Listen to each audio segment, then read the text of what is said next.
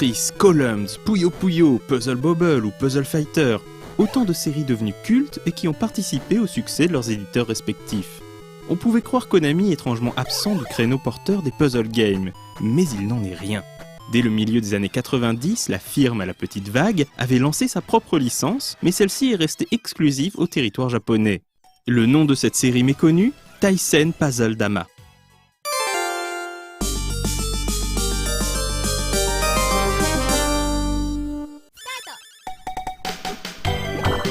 En 1994, Taisen Puzzle Dama, que l'on pourrait traduire simplement par match de puzzle de billes, sort sur borne d'arcade au Japon.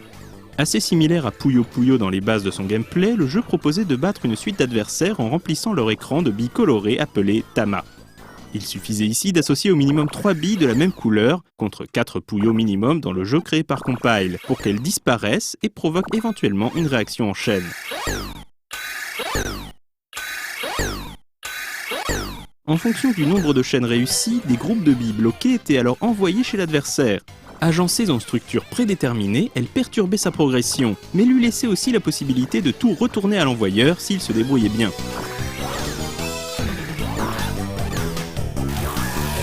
Grâce au dynamisme de jeu qu'entraînait le faible nombre de billes nécessaires au déclenchement d'un combo, la situation pouvait très vite se retourner, et ce plusieurs fois pendant une partie, en cas de renvoi multiple. Riche en rebondissements, ces parties pouvaient classiquement se jouer à 2 joueurs côte à côte ou en solo dans un mode story nous proposant de battre 9 adversaires à la difficulté croissante. Les persos, bien que disposant d'un chara-design très classique au premier abord, étaient tous dotés de plusieurs animations et mimiques comiques lorsqu'ils enchaînaient les combos ou au contraire se retrouvaient piégés par le haut de l'écran. Malheureusement, seuls 6 des 11 personnages étaient jouables, les 3 derniers boss de fin, à la vitesse de jeu redoutable, n'étant eux pas sélectionnables par quelque moyen que ce soit. Le mode de joueur ajoutait un robot et une petite fille en personnages supplémentaires, mais en dehors d'un bug exploitable sur le portage PlayStation, il n'était pas possible de les utiliser en mode story. Taisen Puzzle Dama ne sortira jamais en Occident, ni en arcade, ni sur console, et ce malgré le nom officiel qui avait été trouvé par Konami pour son éventuelle adaptation, Crazy Cross.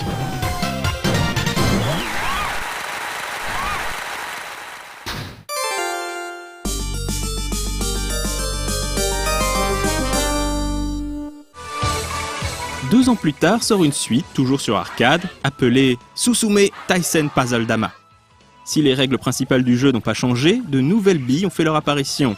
Les Akudama, billes négatives qui bloquent toutes les billes adjacentes, les Zendama qui au contraire retransforment les billes bloquées en billes normales et peuvent déclencher plus facilement des combos multiples, et les Kuidama, sorte de Pac-Man glouton qui avalent toutes les billes d'une ligne ou d'une colonne, excepté la dernière. Apparaissant aléatoirement, ces billes spéciales apportaient une dimension stratégique supplémentaire au gameplay qui s'en trouvait encore dynamisé. Les personnages jouables, dont quelques rescapés du premier volet, ont eux aussi été modifiés, et l'aspect caricatural de leur design poussait plus loin encore lors des animations. Chaque victoire se soldait par un décompte de points basé sur le temps écoulé et le nombre de chaînes réussies. Le total débloquait progressivement des tickets permettant d'accéder au boss final plus ou moins rapidement. L'adaptation du jeu sur console comprenait également un mini-jeu de bowling où les persos en version chibi devaient tenter de réaliser un maximum de strikes. Toujours inédite en Occident, la carte d'arcade sortira pourtant en version Asia sous le nom Let's Attack Crazy Cross. Dans cette version, les textes et noms des personnages y sont traduits en anglais, mais certaines animations sexy lors des combos y étaient légèrement censurées.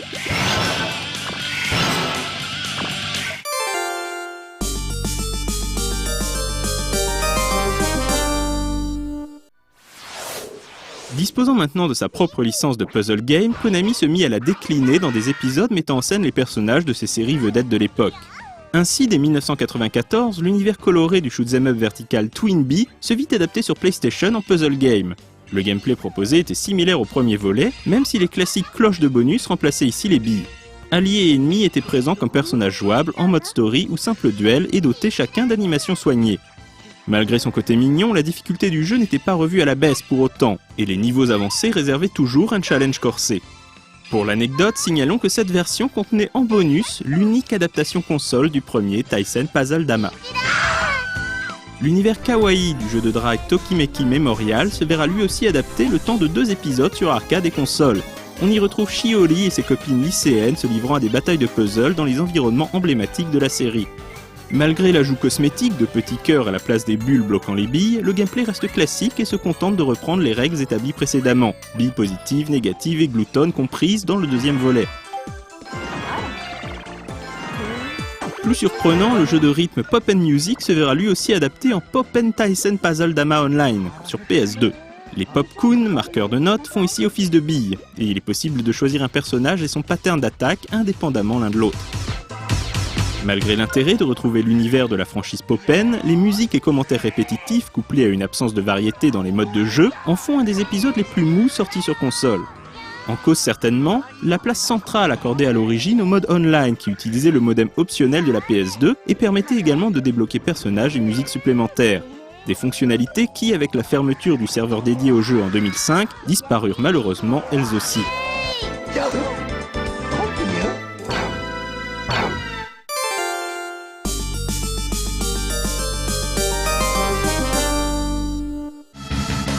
Fréquemment sollicité pour son savoir-faire en matière d'adaptation vidéoludique de séries animées, Konami a aussi transposé le principe de son puzzle game à quelques animés plus ou moins connus. On peut citer par exemple Tsuyoshi Shikari Shinasai, série sortie en France sous le titre Un garçon formidable.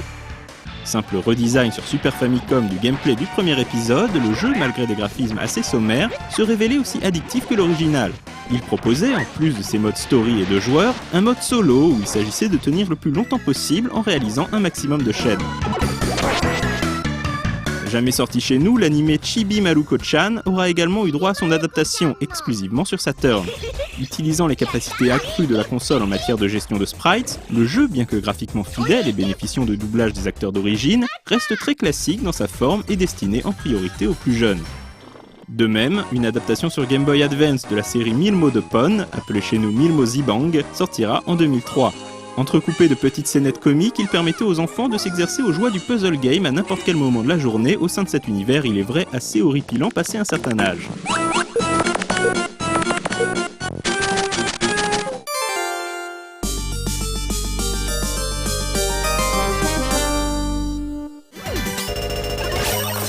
En parallèle à l'exploitation de sa licence, Konami lança une variante sur arcade dès 1996, Taisen Tokae Dama.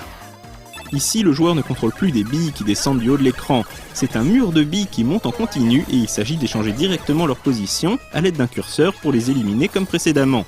Si à première vue ce procédé peut apparaître comme de la triche, il autorise à préparer ses combos par avance et accélère encore le jeu en permettant même de réaliser un combo à chaque action.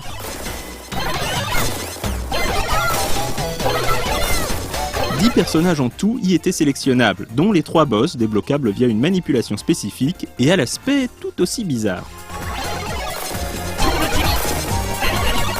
Bien que n'ayant pas connu le même succès que son prédécesseur, Tokae Dama fut lui aussi adapté en version Toki Memo sur console.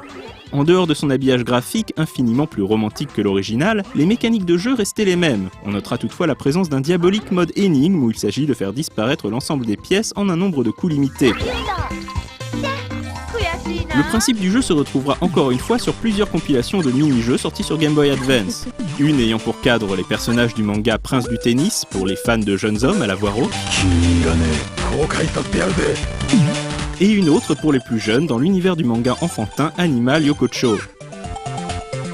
En dehors de toutes ces adaptations, la dernière conversion officielle sur console de salon aura finalement été celle de Susume Taisen sur Nintendo 64. Une cartouche qui réunissait les héros des 2 séries signées Konami et permettait de choisir son type de gameplay quel que soit le personnage choisi. Le meilleur des 2 mondes en quelque sorte.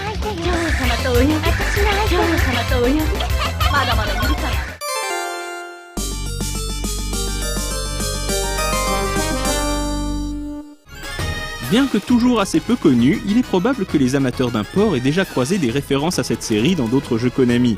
Le jeu faisait ainsi une discrète apparition dans l'intro de Sexy Parodius sur arcade et dans le niveau 6 de Jikyo Oshaberi Parodius sur Super Famicom qui se concluait contre le boss final du premier volet. Les versions Saturn et PlayStation du jeu, plus avancées techniquement, nous en proposaient carrément un niveau complet, un vrai mode boss rush où l'ennemi final récurrent disposait cette fois de nouvelles attaques.